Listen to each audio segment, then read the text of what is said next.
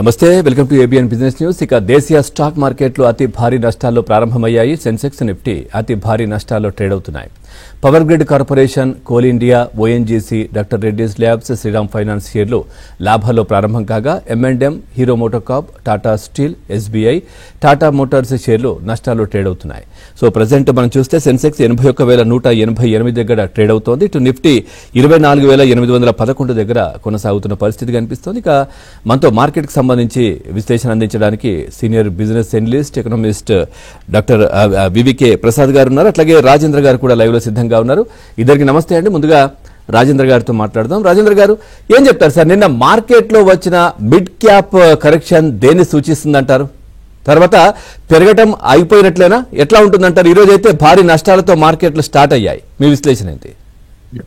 I think Nifty, bank Nifty పరంగా అయితే నష్టాలు ఉన్నప్పటికీ మిడ్ క్యాప్స్ లో చర్నింగ్ అనేది ఎక్కువ జరుగుతుందండి. సో మనం చూసుకుంటే కనుక ప్రాబ్లీ రిజల్ట్స్ ఎక్కడైతే బాగాలేవో ఆ స్టాక్ ని పనిష్ చేసి, రిజల్ట్స్ ఎక్కడైతే బాగున్నాయో ఆ స్టాక్ ని కొనటం జరుగుతుంది. So money is flowing in to probably not so good stocks to better stocks అని ఒక ఫీల్ మనకి ఇస్తుంది. Like for example finance space లో మనం చూసుకుంటే కనుక L&T ఫైనాన్స్ అండ్ M&M లోకి మనీ రావటం చూస్తున్నాం. అవి న్యూయర్ హైస్ కి వెళ్ళటం చూస్తున్నాం. అదేవిధంగా పూనావాలా అండ్ జియో ఫైనాన్స్ లాంటి స్టాక్స్ లో కొద్దిగా నెగటివ్ గా ట్రేడ్ అవటం చూస్తున్నాం. అదే ఈ రోజు మనం చూస్తే కనుక మార్కెట్ ఇంత వీక్ ఉన్నప్పటికీ మంచి రిజల్ట్స్ ఇచ్చిన జొమాటో ఒక 10% పెరగటం చేసాం. సో లాస్ట్ 10-15 డేస్ లో మనం చూస్తే కనుక though lot of mid caps sell off వచ్చినప్పటికీ కొన్ని stocks they are going up. So అక్కడ మన కాన్సన్ట్రేషన్ ఉండాలి. ఇన్స్టెడ్ ఆఫ్ మనకి స్టాక్స్ ఏవైతే పడుతున్నాయో వాటి గురించి వరీ అవటం మానేసి ప్రాబ్లీ పెరుగుతున్న స్టాక్స్ లోనే మనం ఫోకస్ పెట్టి ఐ థింక్ ఆ స్టాక్ ని లోవర్ లెవెల్స్ లో పిక్ చేస్తే money is still made in mid caps అని చెప్పొచ్చు.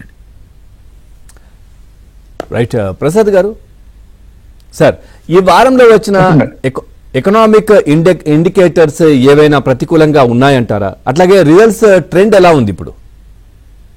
రిజల్ట్స్ ట్రెండ్ చాలా బాగుందండి. ఎందుకంటే ఒక కంపెనీ కనుక రిజల్ట్స్ కొద్దిగా ఒక కంపెనీ రిజల్ట్స్ నెగిటివ్ గా ఇస్తే కనీసం 2-2.5 కంపెనీలు, అంటే ప్రతి 2 కంపెనీలు పూర్గా ఉంటే 5 కంపెనీల కన్నా ఎక్కువ మంచి రిజల్ట్స్ ఇస్తున్నాయి. కాబట్టి రిజల్ట్స్ గురించి భయపడక్కర్లేదు. ఎకనామిక్ ఇండికేటర్స్ గురించి మీరు అడిగారు. ఫిస్కల్ డెఫిసిట్ అనేది ఇప్పుడు కూడా ప్రభుత్వానికి వచ్చేటువంటి టోటల్ ఇన్ఫ్లోస్, అవుట్ ఫ్లోస్ బట్టి డిసైడ్ చేస్తాం.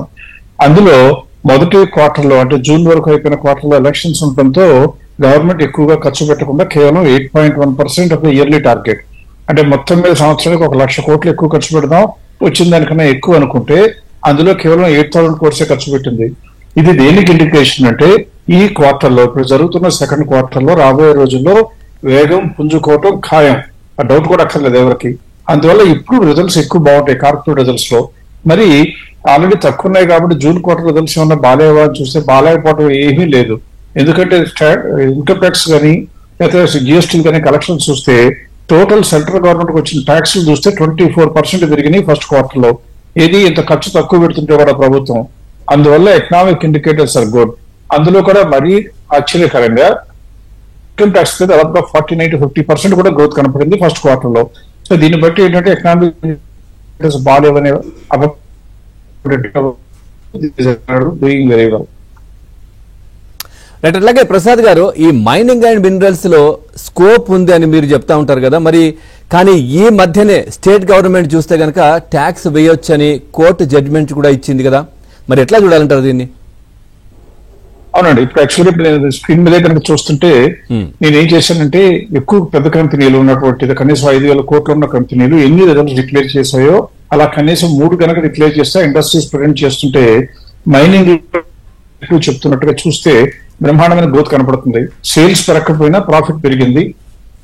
వల్ల మార్కెట్ క్యాప్ లో ఉన్న గ్యాప్ ఇప్పుడు ఎంత ఉంది ఈ 4 కంపెనీలు కనుక చూస్తే 38% కనపడుతుంది స్క్రీన్ మీద. అంటే అర్థం ఏంటి? దీని ప్రకారం 38% స్కోప్ ఉందనగానే ఆశ వస్తుంది. కానీ ఇక్కడ గమనించాల్సింది ఏంటంటే ఎప్పుడైనా సరే మనం గమనించాల్సింది ఇలా కనుక ప్రమాణంగా ఉన్నప్పుడు అందులో ఉన్న సెక్టర్స్ ఏది కొనాలని చూడాలి.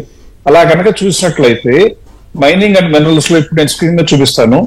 ఇప్పుడు ఉన్న వాటిలో కోల్ ఇండియా రిజల్ట్స్ వచ్చినాయి. ఎందుకంటే 3 కంపెనీల రిజల్ట్స్ వచ్చినాయని చెప్పడం జరిగింది. అందులో ఇవాళ పెరిగిన తర్వాత కూడా ఈ రోజు కాకుండా నిన్నటి వరకు చూస్తే 41.66% ఇంకా పెరగడానికి ఛాన్స్ కనపడుతుంది కోల్ ఇండియాలో. సో కోల్ ఇండియా పెరగటం రాజేంద్ర గారు చెప్పినట్లుగా జస్టిఫైడ్. అలాగే MOIL ఇది కనుక చూసినట్లయితే కూడా ఇవాళ పడిపోయినా కానీ అందులో కూడా రిజల్ట్స్ బాగున్నాయి కాబట్టి 46.32% పెరగడానికి ఛాన్స్ ఉంది. ఇంకో అయితే వేదాంత కన్నా లేదా హిమాద్రి స్పెషాలిటీ కెమికల్స్ చూస్తే అందులో కూడా జూన్ రిజల్ట్స్ వచ్చాయి. గ్రోత్ కి ఇంక జస్టిఫికేషన్ లేదు, ఓన్లీ 6% గ్యాప్ ఉంది.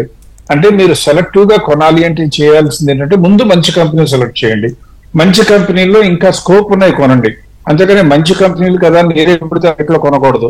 ఉదాహరణ ఎగ్జాంపుల్ ఇక్కడ ఎన్ఎండి చూసాం అనుకోండి, ఇవాళ కనుక మినరల్స్ గురించి మాట్లాడుతున్నారు కదా కొందాము అనుకుంటే మీరు చూడవలసింది ఏంటి, మార్చ్ రిజల్ట్స్ వచ్చాయి. ఇంకా జూన్ రిజల్ట్స్ రాకముందు తొందరపడటం మంచిది కాదు. మీరు చెప్పినట్లుగా స్టేట్ గవర్నమెంట్స్ కి ట్యాక్స్ రిటర్న్ పర్మిషన్ ఇచ్చారు.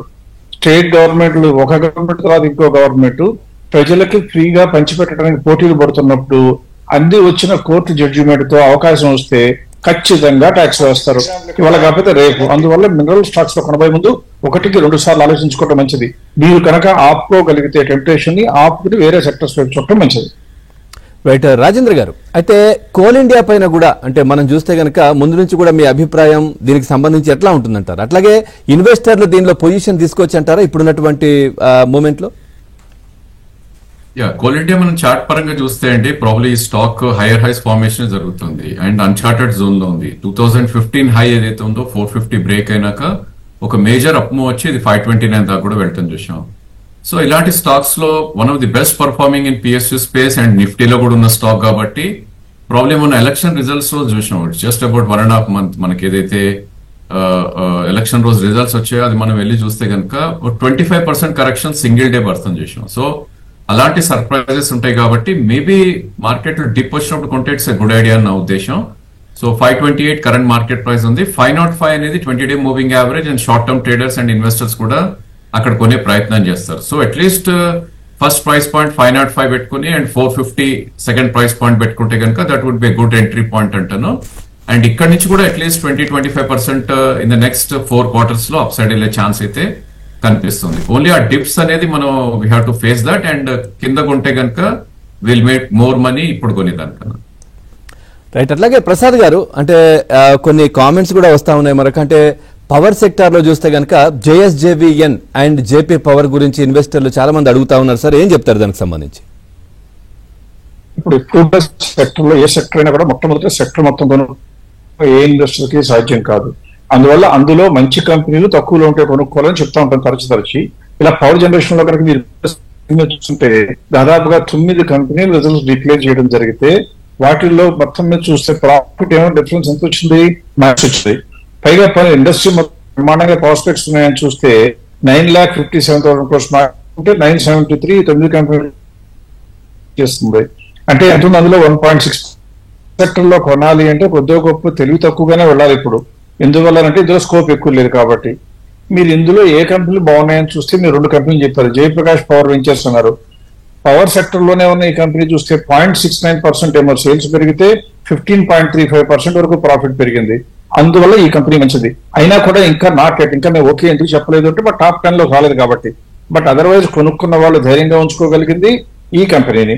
ఇకపోతే అందరికీ వచ్చే అనుమానం ఏంటంటే ఇంకా ఏదైనా పవర్ సెక్టర్ ఎస్జేవిఎన్ అన్నారు, అది కూడా ఇప్పుడే చూపిస్తాను.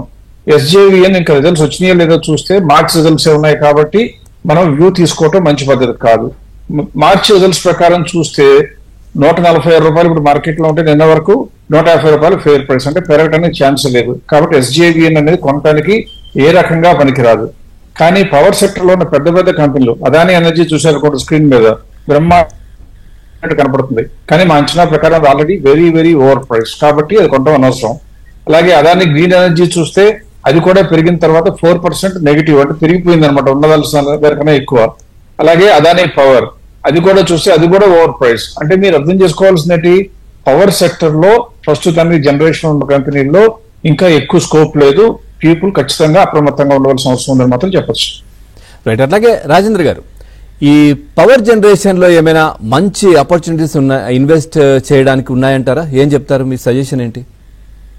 డెఫినెట్లీ అండి. ఇక్కడ నుంచి కూడా మనం చూస్తే కనుక Tata power is one of the best stock చూడొచ్చు చార్ట్ పర్ఫార్మెన్స్ మనం చూస్తే కనుక. సో ఈ స్టాక్ మనకి అరౌండ్ 400 ఆల్మోస్ట్ 60 హై వెళ్ళటం చూసాం. 464 ఇన్ఫాక్ట్ అది మేలో హై వెళ్ళింది అండ్ ఇప్పుడు ఒక వర్జ్ ఆఫ్ బ్రేక్అవుట్ లో ఉంది. ఇన్ఫాక్ట్ నిన్న 465 హై వెళ్ళటం చూసాం. సో ఇలాంటి బ్రేక్అవుట్స్ వచ్చినప్పుడు ఇంకో 10-15% చాలా క్విక్ గా అండ్ స్విఫ్ట్ గా పెరిగే ఛాన్సెస్ ఉంటుంది కాబట్టి ఈ స్టాక్ ని one should try to buy and దీనికి సపోర్ట్ పాయింట్ అనేది చాలా దగ్గరలో ఉంది, which is 440. So about 13-14 rupees కిందకు వస్తే కనుక I think it should be bought in, and ఈ లెవెల్లో కూడా కొద్ది కొనొచ్చు. నా ఉద్దేశంలో ఇది 490 to 500 in the next couple of maybe 1-2 months లోనే ఇలా ఛాన్సెస్ పైకి కనిపిస్తుంది. కాబట్టి one should definitely by Tata power.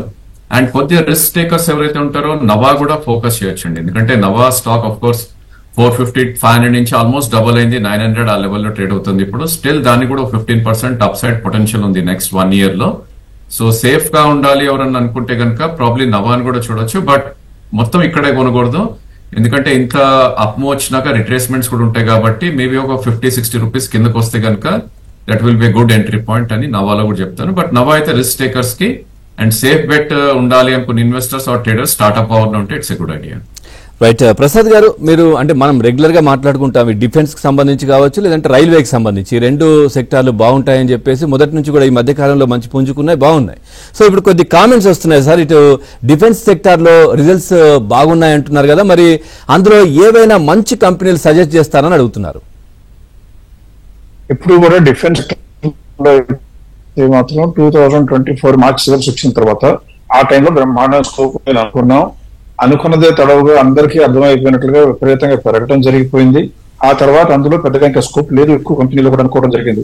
ఇప్పుడు మనం కన్సిడర్ చేయగలిగిన 3 కంపెనీలు నిన్నటి వరకు సాయంత్రం వరకు చూస్తే రిజల్ట్స్ వచ్చిన కంపెనీలు 3 ఉంటే ఆ 3 కూడా బ్రహ్మాండమైన పనితీరు, అంటే ఆశలకి నమ్మకం కలిగిస్తూ దాని వాస్తవ రూపం దాల్చినాయి. కాబట్టి ఇప్పుడు చూస్తే ఆ ఎన్ని కంపెనీలు కలిపి 2,59,000 crores మార్కెట్ క్యాప్ ఉంటే వాటికి ఉన్న వర్కింగ్స్ ప్రకారం చూస్తే 3,56,000, అంటే దాదాపుగా 37% వరకు గ్యాప్ ఉంది.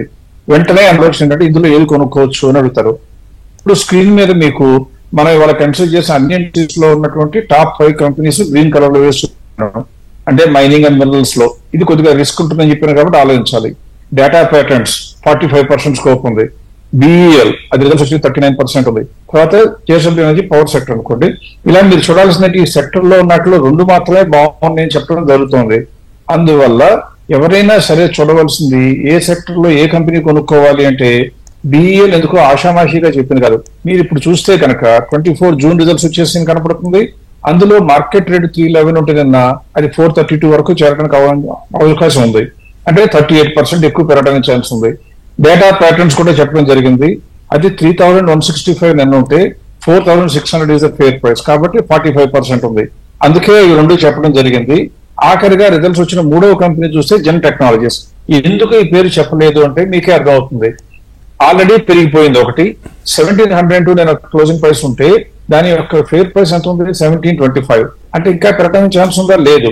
ఇది very good example for investor. మంచి కంపెనీలు మంచి ఇండస్ట్రీలు సెలెక్ట్ చేసినంత లాభాలు రావు. ఆ మంచి కొనుక్కునేటప్పుడు ఇంకా గ్యాప్ ఉందో, ఆ గ్యాప్ అనే మాటకు అర్థం తెలియాలంటే మీకంటూ తెలిసిన నెంబర్ల ప్రకారం ఒక అంచనా ఉండాలి. సో నా అంచనా ప్రకారం 1725 కాబట్టి జెన్ టెక్నాలజీస్